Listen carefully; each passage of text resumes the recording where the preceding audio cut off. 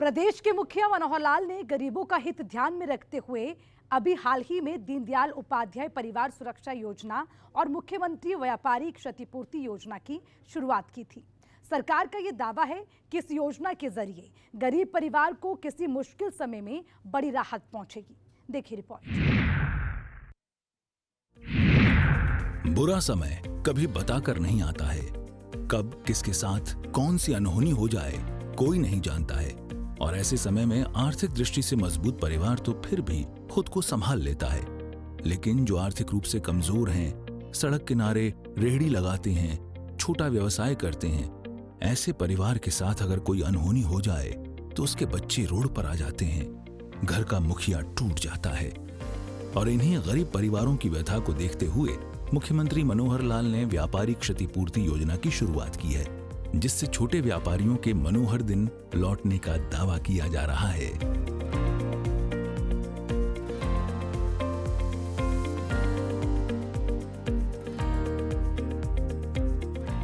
दो योजनाएं आपके सामने रखी हैं। वास्तव में तो चूंकि एक सिस्टम में से हम चलते हैं, लगातार वर्ष भर अपनी योजना से काम करते रहते हैं, लेकिन योजना में काम करते करते कभी कभी कठिनाइयों का सामना करना पड़ता है। कभी आकस्मिक कोई दुर्घटना हो गई, आकस्मिक कोई ऐसा कारण बन गया जिससे हमारे चलते चलाते व्यापार में कोई नुकसान हो गया, जान को जोखिम हो गया। तो इस क्षतिपूर्तियों को करने के लिए विभिन्न प्रकार की योजनाएं दुनिया भर में हैं। ये एक प्रकार की सामाजिक सुरक्षा ये होती है कि हर किसी का जीवन सुरक्षित हो। तो सुरक्षित करने के लिए आकस्मिक कोई नुकसान होता है, उसके लिए आपसी सहयोग से मिलकर के योजनाएं बनानी चाहिए। तो इसमें सभी लोग मिलकर के जब योजनाएं बनाते हैं, वो योजनाएं ऐसी होती हैं कि आने वाले समय का, भविष्य का कुछ भरोसा नहीं होता। उस समय की कोई बात अनहोनी ना हो जाए तो सब मिलकर के कोई ना कोई एक निधि इकट्ठी कर लें और उस निधि के बाद जिसका नुकसान हो उसको वो दे दिया जाए। एक प्रकार का ये सहकारिता का सिस्टम है, कोऑपरेटिव सिस्टम है। इसको बीमा कंपनी, जीवन बीमा कंपनी, हम कुछ भी कह लें। उस योजना के अलग अलग प्रकार करते हुए हमने एक न्यास बना दिया कि हरियाणा सरकार का एक न्यास रहेगा। उस न्यास में कुछ कलेक्शन जो बेनिफिशियरीज हैं, जिनको लाभ मिलना है, उनका एडवांस एक प्रीमियम थोड़ा सा लेकर के डाल दिया जाए, कुछ पैसा सरकार का डाल दिया जाए, मिली जुली योजनाएं बनाएं। और खास करके ये योजनाएं जो थोड़ा सा अपने व्यापार में या आर्थिक स्थिति के नाते से बड़ों से थोड़ा नीचे हैं, कमजोर हैं, छोटा व्यापारी है, उसके लिए बहुत आवश्यक है। बड़ा व्यापारी शायद उसकी हड्डी सहन कर लेगी, उसकी इतनी ताकत है, वो एक जगह नहीं 10 जगह काम करता है। कहीं एक जगह नुकसान हो गया तो बाकी जगह से उसकी पूर्ति वो कर लेगा। लेकिन जिसका एक ही काम है, उसी में नुकसान हो गया तो उसके लिए तो बहुत मुश्किल हो जाती है, रातों रात खत्म हो जाता है। जैसा बालकृष्ण जी कह रहे थे कि रात को चिंतित होता है, उसको पता नहीं सवेरे तक क्या हो जाए। हम अपने मार्केट में, दुकान में ताला लगा के आते हैं, सवेरे उठने से पहले कोई उल्टा सीधा समाचार मिल जाता है। तो ऐसे अवसर पर कोई तो चिंता करने वाला हो।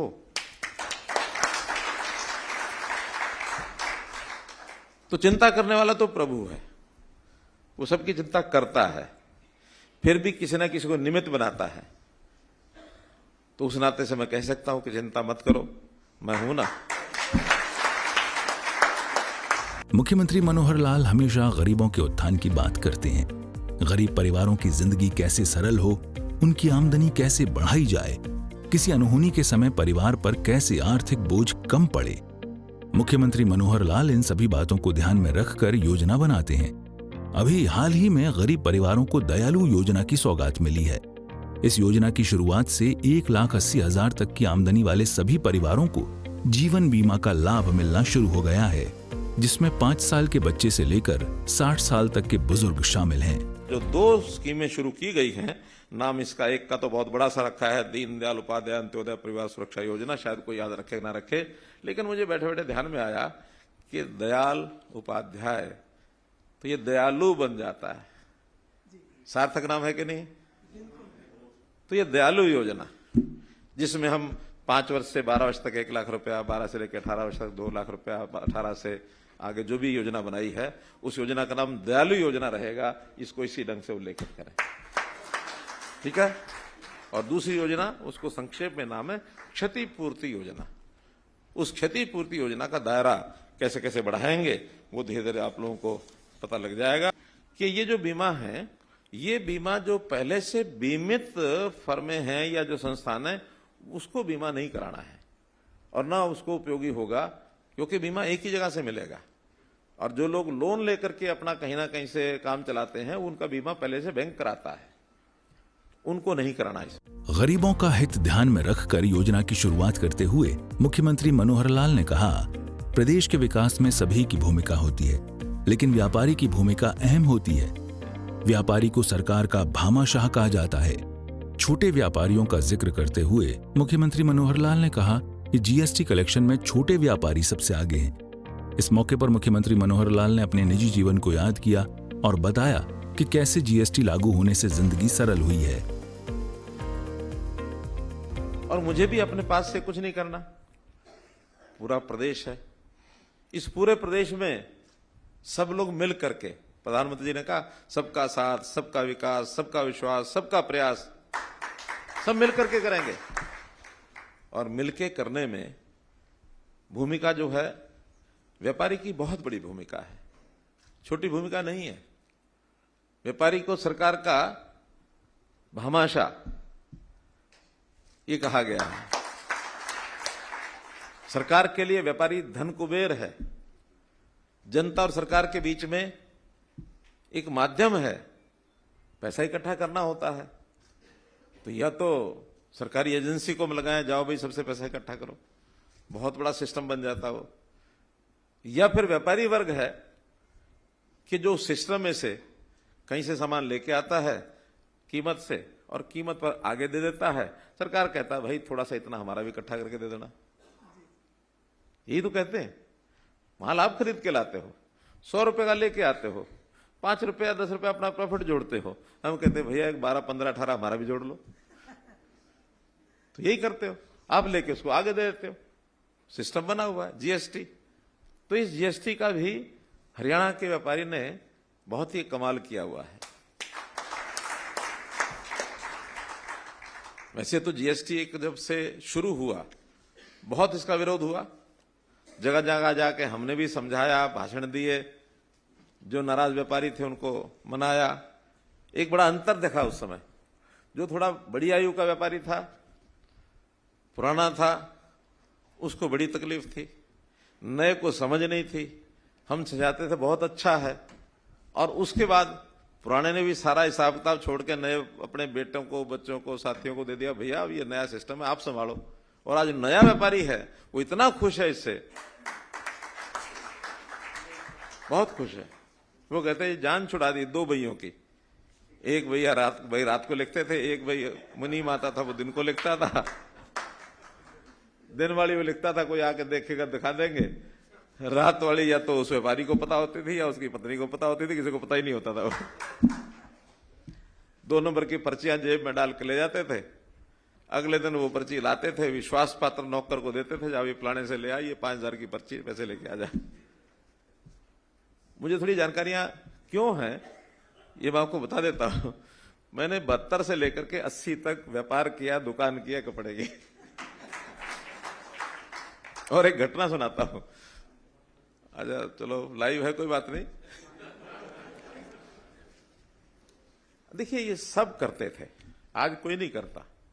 उस समय ये सारा काम 2 नंबर की पर्चियों पर चलता था और 5-7 पर्चियां हमारी जेब में भी रहती थी। एक दिन बस में चढ़ते हुए किसी एक जेब कतरे ने जेब काट ली और वो बटुआ भी चला गया, वो पर्चियां भी चली गई, सब चला गया। तो हमें चिंता हुई। अब चिंता बटुए में कोई 200-400-500 रुपए उसकी नहीं थी, चिंता वो 4-5 पर्चियों की थी। अब रात भर सोए नहीं, सर्दियों के दिन थे। सवेरे सवेरे उठ के बस में बैठ करके मैं जिस जगह, क्योंकि जब मैं बस में चढ़ा उस समय कटी, तो ध्यान में आया कि हाँ इस जगह पर कटी है। तो दिमाग ने काम किया, थोड़ा उस जगह उतर के मैं उस रूट के ऊपर कोई आधा किलोमीटर 1 किलोमीटर पैदल चल के मैंने देखता हूँ। और पैदल चलते चलते एक साइड में किनारे पर वो पर्चियां मिल गई कि वो किसी और के काम की तो थी नहीं ना, जिसने पैसे निकाले उसको तो, जो बटुए में पैसे थे उसका मतलब था, उसको पर्चियां क्या लेने देनी थी। तो मेरा कहने का मतलब इन चीजों को ठीक करने में अब उस समय समझ नहीं थी, आज हमको समझ है कि नहीं, व्यापार भी या और भी सारी चीजें इतनी शुद्ध होनी चाहिए कि रात को आराम से नींद आ जाए। तो जीएसटी का जो विरोध हुआ था 6 महीने साल भर विरोध चला, 2016-17 में कब शुरू हुआ था? 17-18 में 1 जुलाई 17। लेकिन उस एक साल के बाद वो धीरे धीरे दबते दबते दबते सारा विरोध समाप्त हो गया और आज लोग प्रसन्न हैं। और एक अच्छी बात यह है कि GST collection per capita collection, इसका भी हिसाब लगाते हैं वो, आबादी के हिसाब से सबसे ज्यादा कलेक्शन कहां की है। छोटे प्रदेश तो वो अलग एक ग्रुप है 8-9 प्रदेशों का, बड़े प्रदेशों का अलग ग्रुप है। छोटे प्रदेशों में तो सिक्किम है, सिक्किम के बाद गोवा है, बड़े प्रदेशों में नंबर 1 पर हरियाणा है। कहते हैं कि आवाम का हमदर्द वही हो सकता है जो आम जिंदगी के दर्द से गुजरा हो। मुख्यमंत्री मनोहर लाल सत्ता के सिंहासन पर पहुंचने से पहले निजी जीवन में तमाम तरह की चुनौतियों का सामना कर चुके हैं और यही वजह है कि उनका हर फैसला आवाम की परेशानियों को ध्यान में रख कर लिया जाता है। तो ये थी छोटे बड़े व्यापारियों को मिली मनोहर सौगात। लेकिन मुख्यमंत्री मनोहर लाल को चिंता सिर्फ व्यापारियों की है, ऐसा नहीं है। मनोहर लाल उन सभी परिवारों के दुख दर्द को अपनी परेशानी समझते हैं जो गरीबी रेखा से नीचे जीवन यापन करने को मजबूर हैं। मनोहर कार्यकाल में ऐसे बीपीएल परिवारों के हित में कई सराहनीय कदम उठाए गए। देखिए हमारी इस वीडियो में।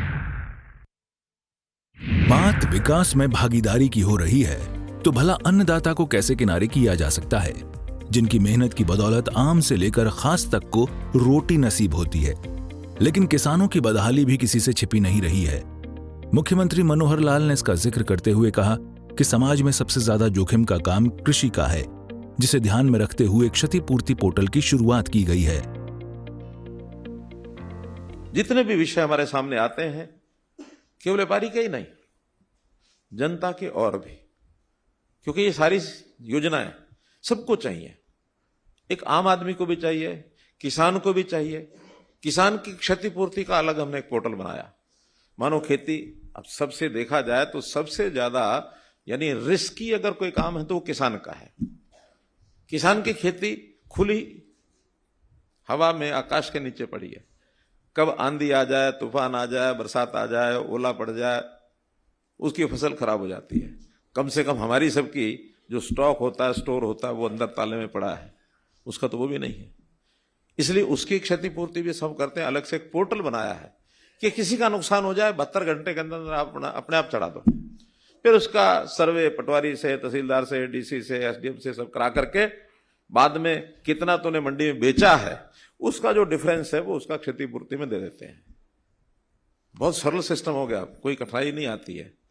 जहां कहीं इसमें थोड़ा गड़बड़ करने का मानस होता वो भी अब रुक गया है। सबको पता लग गया जो असली भरेंगे वो मिलेगा। इस योजना में सर जी हर प्रत्येक रेडी वाले को 10,000 रुपये का लोन मिलता है जी। सरकार कहती है उसको हम आपसे 12 महीने में 900 कुछ रुपए की किस्त से लिए जाएंगे, जिसमें आपको 600-700 रुपये साल का ब्याज भरना पड़ेगा। और ये 10,000 चुका दे तो हम आपको 20,000 रुपये देने के इच्छुक होंगे।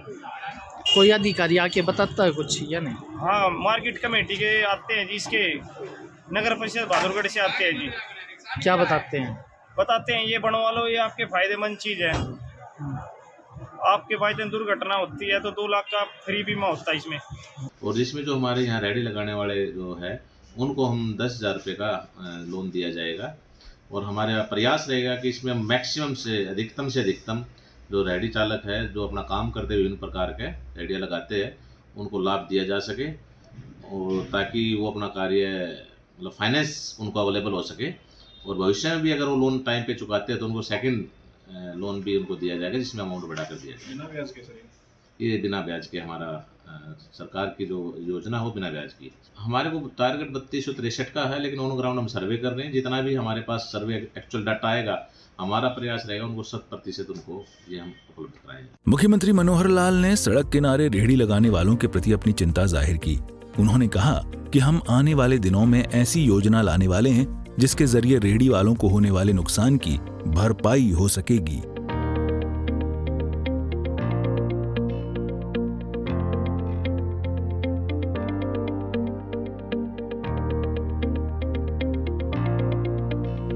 जिनका कोई माली नुकसान होता है तो उसके अंदर थोड़ा अभी कमी है। जैसे बहुत छोटा रेडी खोमचे वाला आदमी है, अब उसका जीएसटी नंबर तो है नहीं, ना वो रजिस्टर करेगा, एक 10-20 हजार रुपए का सामान लगाता है तो 10 बेर कर सकता है वो, ऐसा नहीं कि नहीं कर सकता, लेकिन फिर भी बड़ी कठिनाई उसके लिए भी है। हम संभालने में भी बड़ी दिक्कत आएगी, हर रेडी खोमचे वाले का कैसे हिसाब रखेंगे। तो हम एक योजना उसके लिए भी लेके आएंगे कि जो रेडी खोमचे वाला है उसके सामान के नुकसान होता है वो भी भरपाई करें। बहुत जल्दी उसकी योजना लेके आएंगे।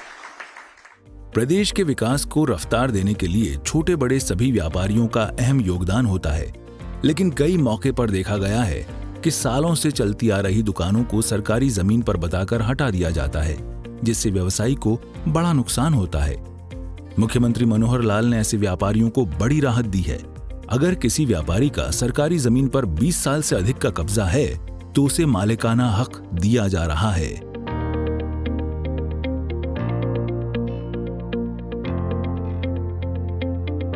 अभी पीछे एक विषय आया कि अर्बन लोकल बॉडीज की पुराने समय में, खास करके आजादी के बाद बहुत से लोग आए, उन्होंने अपना कोई खोखा बना लिया, कहीं पटेदारी पर जगह ले ली, कहीं लीज पर ले ली, और वो दुकानें छोटे मोटे खोखे रख लिए, धीरे धीरे वहां दुकान भी बना ली। अब इतने साल हो गए हैं, 70 साल के बाद भी दुकान वो छोड़ सकते नहीं, क्योंकि रोजी रोटी का विषय है। कुछ लोगों ने दुकानें आगे दूसरों को भी दे दी पगड़ी पर, आखिर पगड़ियों पर ये सारे विषय चलते हैं जैसे किराएदार देते हैं। तो उस नाते से ध्यान में आया कि क्यों नहीं इनकी मलकियत इनको दे दी जाए। 20 साल से पुराना अगर किसी का विधिवत लीगल कब्जा है, कोई उसके पास रसीद है, पर्ची है, कुछ भी है, तो उससे एक रेट तय कर दिया कि इस रेट के हिसाब से पैसा जमा करो और रजिस्ट्री करा लो। हजारों केस ऐसे आ गए हैं, कुछ तो हो भी गए हैं। मोहित जी कितने हुए हैं? 800 2000 एप्लीकेशन आ गई है, तो उसमें से 1200 प्रोसेस में, 800 हो गए हैं। प्रोसेस में कुछ कागजी कार्रवाई और कहीं कहीं गड़बड़े क्या हुई। हमारे सरकारी जो डिपार्टमेंट है ना, वो भी बड़े मजेदार हैं, जैसे काम करते हैं। शहरों में जमीन तो अलग अलग विभाग की होती है, तो वहां क्या पीडब्ल्यूडी की जमीन है, इरिगेशन की है, किसी ने खोखा वहां लगाया और वो म्यूनिसिपैलिटी में गया, जी हम जो ये लगाए बैठे हैं जरा हमारी पर्ची काट दो। जमीन पीडब्ल्यूडी की, इरिगेशन की, किराया चढ़ा दिया यूएलबी ने और यूएलबी के नाम से किराया खाए जा रहे हैं। आज जब रजिस्ट्री कराने लगे तो कहते हैं जी तो हमारे नाम ही नहीं है। अब यूएलबी वाले पकड़े गए, तब जाके हमने चीफ सेक्रेटरी कहा कि भी शहर के अंदर इस पॉलिसी को सारे डिपार्टमेंट जितनी जमीनें सबकी हैं सब अडॉप्ट कर लें, सब इस हिसाब से दे दें। आपको बता दें कि गरीब कल्याण के लिए शुरू की गई दीनदयाल उपाध्याय योजना का नाम दयालु योजना किया गया है और मुख्यमंत्री व्यापारी क्षतिपूर्ति योजना को सिर्फ क्षतिपूर्ति योजना के नाम से जाना जाएगा। ब्यूरो रिपोर्ट, सूर्य समाचार। मनोहर सरकार आवाम के हित में वैसे तो कई योजनाएं चला रही है, जिसका बिना किसी भेदभाव के सभी वर्गों को लाभ भी मिल रहा है, लेकिन हाल ही में शुरू की गई चिरायु योजना गरीब परिवारों को बेहतर स्वास्थ्य लाभ देने की दिशा में बेहतर कदम साबित हो रहा है। हमारे इस रिपोर्ट के जरिए देखिए। मजबूत होना जरूरी होता है, तभी हर वर्ग के विकास की कल्पना की जा सकती है। इस बात का जिक्र खुद मनोहर लाल ने कई बार खुले मंच से भी किया है और यही वजह है कि हरियाणा में साल 2014 के बाद से सरकार का फोकस स्वास्थ्य व्यवस्था को मजबूत करने पर है। हरियाणा देश का इकलौता ऐसा राज्य है जहां गरीब परिवारों को बेहतर स्वास्थ्य सुविधा मुहैया कराने को लेकर चिरायु योजना की शुरुआत की गई है। इस योजना के तहत गरीब परिवारों को 5 लाख रुपए तक का मुफ्त इलाज मिल रहा है। जो हमने पिछले 21 नवंबर को जिसकी घोषणा की थी कि अब 1,80,000 रुपए तक सब परिवारों को चिरायु कार्ड मिलेगा, अर्थात 5 लाख रुपए की जो बीमा, स्वास्थ्य बीमा की योजना, उसके अंतर्गत ये कवर होंगे। अभी तक केंद्र सरकार की योजना में, आयुष्मान भारत में मात्र 15.5 लाख परिवार ही एलिजिबल थे। अब ये नई योजना में 28 लाख और 89,000, लगभग 29 लाख परिवार, ऐसा जैसे हमने राशन कार्ड में बताया 30 लाख परिवार हैं, तो ये 29 और 30 लाख के बीच ये सब परिवार इस बीपीएल के अंतर्गत आते हैं। इन सबको ये कार्ड वितरण करने का भी काम पिछले 5 लाख पहले बढ़ चुके हैं। प्रदेश के गरीब से गरीब परिवार को बेहतर से बेहतर स्वास्थ्य सुविधा मिले, इस सोच के साथ केंद्र की योजना आयुष्मान भारत की तर्ज पर हरियाणा में चिरायु योजना की शुरुआत की गई है। इस योजना से जुड़े हजारों लाभार्थियों को गोल्डन बांटे जा रहे हैं, ताकि बीमारी के समय किसी भी गरीब परिवार को किसी से कर्ज लेने की या फिर जमीन बेचने की जरूरत महसूस न हो। कभी भी कोई गंभीर बीमारी या कोई चोट या किसी प्रकार का कोई ऑपरेशन जब वो कराने की बारी आती है, तो हमेशा एक उसके सामने डॉक्टर के द्वारा चिट्ठा पकड़ा दिया जाता, या इलाज कराने जाता, उसको पता ही नहीं लगता कि कितना खर्च इस पर आएगा कितना नहीं। अब एक मरीज अस्पताल के बेड पर चला गया है, अब वो बिना इलाज कराए वापस भी लाना उसके लिए संभव नहीं है। मन में उसके एक भावना भी है कि इसका इलाज होना चाहिए, कैसे भी होना चाहिए। सहायता कभी कभी कहां थोड़ी बहुत होती है, कभी सीएम रिलीफ फंड में से कुछ मिल गया, कभी डीसी ने कुछ करा दिया, कभी किसी संस्था ने करा दिया, कभी अस्पताल वाले ने थोड़ा छोड़ दिया, लेकिन सबको लाभ मिलता नहीं है। और बहुत परिवार तो उस खर्च के लिए कर्ज ले लेते हैं, अपनी छोटी मोटी संपत्ति बेच देते हैं, लोगों की नौकरियां तक छूट जाती हैं। ऐसी समस्याएं इस गरीब परिवार के सामने बहुत देखने को मिलती हैं। मनोहर लाल का दावा है कि प्रदेश में स्वास्थ्य व्यवस्था को लगातार मजबूत किया जा रहा है, जिसके लिए कई कदम उठाए गए हैं और आने वाले दिनों में इसका परिणाम भी देखने को मिलेगा। हरियाणा में चिरायु योजना की जरूरत क्यों महसूस हुई? मनोहर लाल ने 21 नवंबर को इसकी शुरुआत करते हुए बताया था। मुख्यमंत्री मनोहर लाल का दावा है कि प्रदेश के करीब 29 लाख परिवार को इस योजना का लाभ मिलेगा।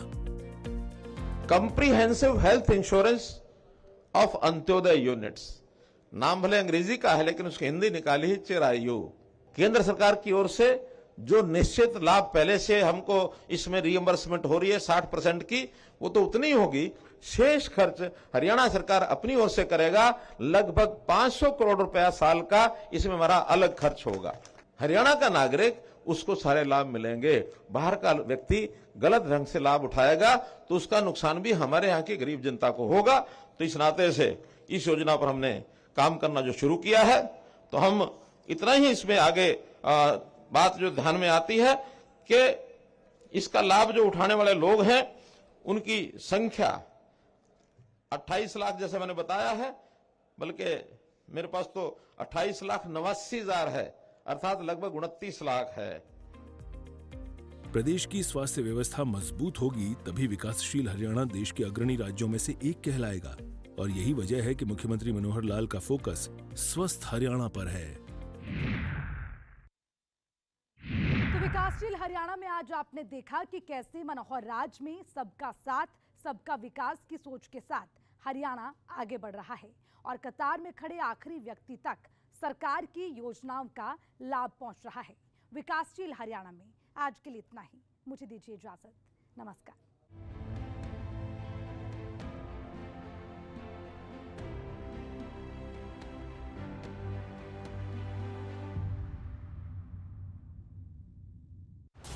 इधर उधर की बात नहीं, कमी और कसर की बात करते हैं।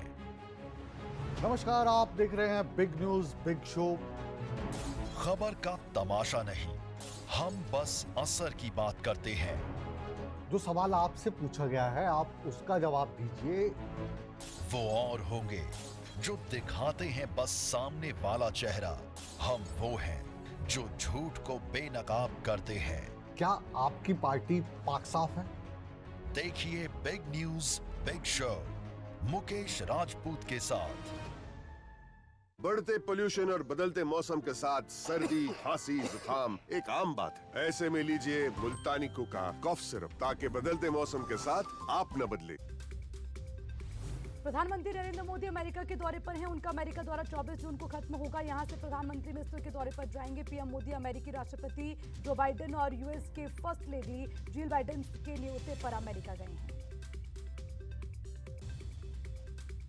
सोनीपत की नई अनाज मंडी में बीजेपी की भारत गौरवशाली रैली हुई। रैली में केंद्रीय परिवहन मंत्री नितिन गडकरी शामिल हुए। यहां मुख्यमंत्री मनोहर लाल, उप मुख्यमंत्री दुष्यंत चौटाला के साथ तमाम नेता मौजूद रहे। नितिन गडकरी ने सोनीपत को 800